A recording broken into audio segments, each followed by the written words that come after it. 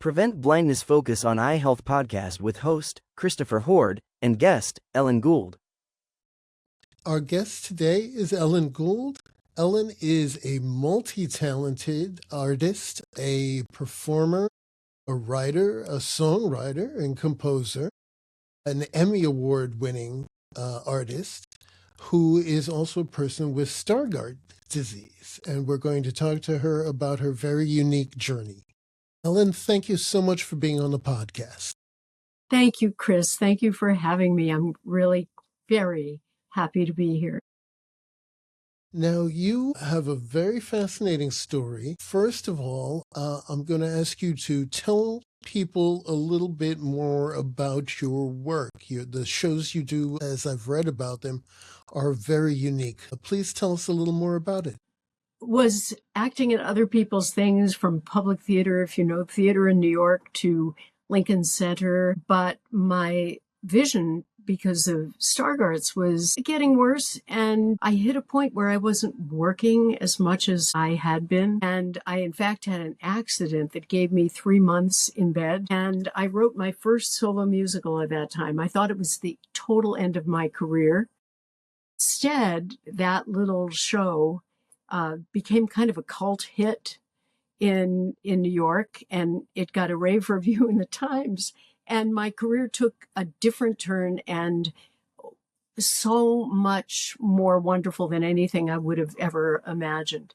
And from that point, and that was already a few decades ago, I've written many solo multi-character musicals, and I play all the parts. So it takes a long time to get a show up, because I have to write it, and then I have to write the music for it, and then I have to rehearse it, and then get it out to producers. It's a process. Yes. But it turned out that this limitation provided a path for me to something I would never have imagined when I began my career. And something that just is an utter gift, because I have the great opportunity. It's a gift that not necessarily mine, sometimes yes, sometimes no, but that I can envision something and bring it to birth and then finally perform it, do the whole thing. It is just such a joy and a challenge, and impossible and frustrating, but I would never, ever wish for any other career than this. I wouldn't trade places with Meryl Streep, really. Well, that's beautiful. Now, you mentioned, of course, your condition, Stargardt. Some folks may not be familiar with that particular condition. It's once again something that's a very unique experience. Please tell us a little bit about your journey there. Just a little bit about Stargardt, how you experienced the world, and how it's affected your life. I probably started getting this, or it was becoming active, quite early, when I was about 7, which is somewhat typical. It's a rare inherited retinal disease. It's a form of macular degeneration because the loss of vision is in the very, very center, in the macula, center of the retina, and you lose central detail vision. And I went from being like the smartest kid in the class to being not terribly successful in the class. And the teachers couldn't figure it out. I kept getting new glasses. I had to sit really close to see board work. And even then, unless I literally walked up to the board and was a half an inch from it, I couldn't see anything. And little by little, I had trouble reading. Whenever I'd look at something, there'd be a shadow in the middle of it. It wasn't until I was 15 that I realized the shadows were getting bigger. And I knew something was wrong. And even today, I hear it is not readily diagnosed. It's rare, but not incredibly rare. It's less rare than people thought. It had gone underdiagnosed. They thought it was optic neuropathy. They had all kinds of names and possible diagnoses. Finally, I went to a specialist in Boston. I'm from a smaller city in Massachusetts. So there they said, okay, you have Stargardt disease. And of course, the thing was, we ask, well, okay, what do we do? And there's nothing you can do. There's no cure. And there's still no cure. So I've been watched ever since then. Thankfully, I'm really one of the lucky ones because very often people with Stargardts will get a second round of vision loss. When I went to interview different women for Seeing Stars, the film that I'm doing about Stargardts, I discovered that pretty much all the people I interviewed had that second round. Somehow I was spared, though I did have slow vision loss. I probably still do, but I've got functional vision. My detail vision is not terribly good. You wouldn't want to rely on my detail vision. Or as one little girl at a panel that I led said, I don't know why, but every time I do archery, everybody moves away. In my youth, I actually did a little theater myself. I'm not surprised. And one of the things that I was struck by when I learned about you is, one of the hugest challenges is just moving around the stage. Where do you set up? Where do you move to? How the set is, what props might be there or not. Has it created special challenges for you? And if so, how have you dealt with it, or have you been able to work around it? That's a wonderful question. I have to admit, there was something of the blind optimist about me. I just kind of assumed I could do whatever I had to do. That was not always the case, but I labored under that wonderful illusion for a long time. In fact, played one of the witches in that Scottish play at Lincoln Center. I was probably one of the most reliable for finding places because everything was in the dark and it was smoky and they had glow tape on the stage, and that kind of wasn't enough for most of the actors. They were not used to navigating in uncomfortably dark or difficult to see environments, and everybody would follow me. So there were times when it was actually a benefit. Okay. Like one of the characters says, when you're in the room with a blind person and the electrical goes down, who's the one with the disability, right? And I should also let our listeners know, for those of you who don't have a background in theater people do not say Macbeth. It's considered bad luck. It is the Scottish play. Yes, thank you. Thank you for that. Now, you mentioned talking about your career, your unique career. Excuse me, by the way, I'm sorry to interrupt, but Oh, sure. Chris, you said the word.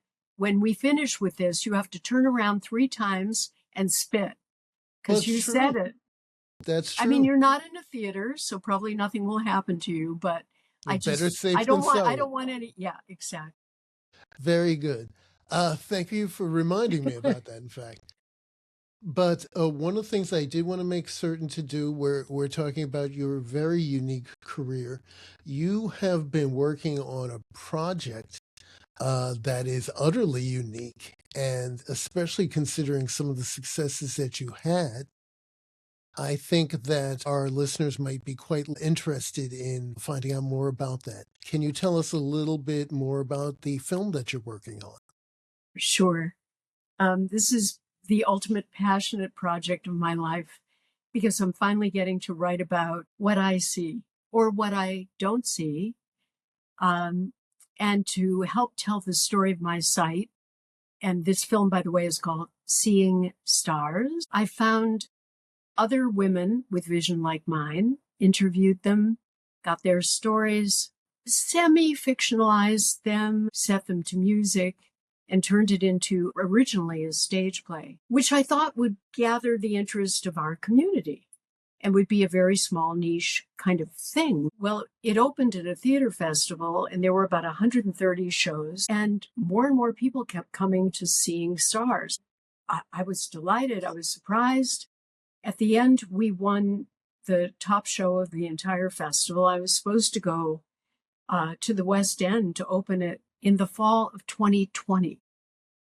Well, we all know what happened then, Yes. or what theaters were closed, and they weren't reliably open for quite a while. And in that time, I thought, I'm thinking I'm going to see if I can do this as a not for profit, independent film because it's going to reach more people. And there's a possibility that we can, through it, the whole team, we can lift awareness about our lived experiences and get it to a broader audience and also inspire people to get more involved with research to get themselves tested. We all know, I know you've been very much an advocate for this. Early intervention is so important.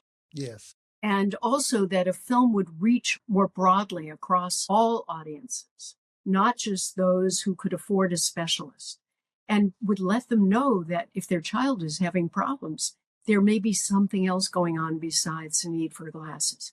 And early intervention leads to better treatments and possibly saving sight. So it became a mission for me. But I have to say that initially it was the artist's impulse. I needed to tell the story. I'd hidden my vision because I was able to. And the entertainment business is very surface in many, many ways. It's about appearances, we know, right? And at a certain point, my need to tell this story became greater than my fear. And the journey of writing both one character based on me loosely, and then writing about these other remarkable, defiant, and knockdown funny women whose resilience is joyful and they're wonderful. I mean, the honor is for me to be able to inhabit these women because I get lifted every single time. And I call them my stars, and Stargarts, which is why I named the film Seeing Stars. But the stars that everyone will see when they see this are these women, these indomitable, wonderful women. That sounds fascinating. Now, you mentioned that this is a not for profit project. Tell us a little bit if people want to find out more information or donate to the project. Are there ways that they can do so? Absolutely. And thank you for bringing that up, Chris. First of all, we just launched our Instagram page for any of you who are Instagram people. I wasn't, but I think I'm going to be now. And our handle is Seeing Stars or at Seeing Stars, the film. It has a place to simply donate.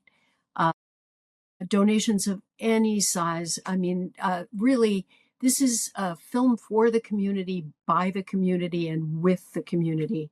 $1, $5. We've raised so much of our budget that way. You'll get to hear things like a musicalized eye chart, EFP, TOZ, LPET, PECFD, and all kinds of other little goodies that stories about us. Okay. Well, that is great. And as Ellen mentioned, we will have the information wherever you're getting your podcast from. If you'll check the show notes, we will include links to further information on the project. And before we finish up, Ellen, I just want to ask, is there anything else, any projects you're involved in, organizations you're part of, or anything like that that you would like to mention?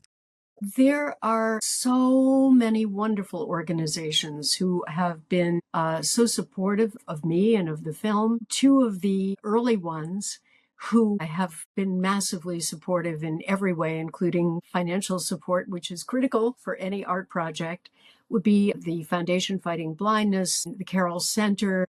They both consider this film educational and outreach and a way of reaching more people. My hope is that I am and will be an ambassador for them because these are wonderful organizations. The Foundation Fighting Blindness is doing important research, one of the largest retinal research not-for-profit organizations in the world, I believe. And the Carroll Center for the Blind works with mobility and training. It really gives life and purpose to people who come in struggling and go out independent. They are an incredible organization in Boston, but people come from all over the world to go there as they should. So I would say for sure those, so many more, but those two stand out immediately. All right, very good. So I want to thank you again for being a guest on our program, Ellen Gould, award-winning, multi-talented performer. Thank you for being here. Thank you so much, Chris, and congratulations for all the wonderful work you do. Thank you for tuning in to the Prevent Blindness Focus on Eye Health podcast. To learn more, please visit preventblindness.org.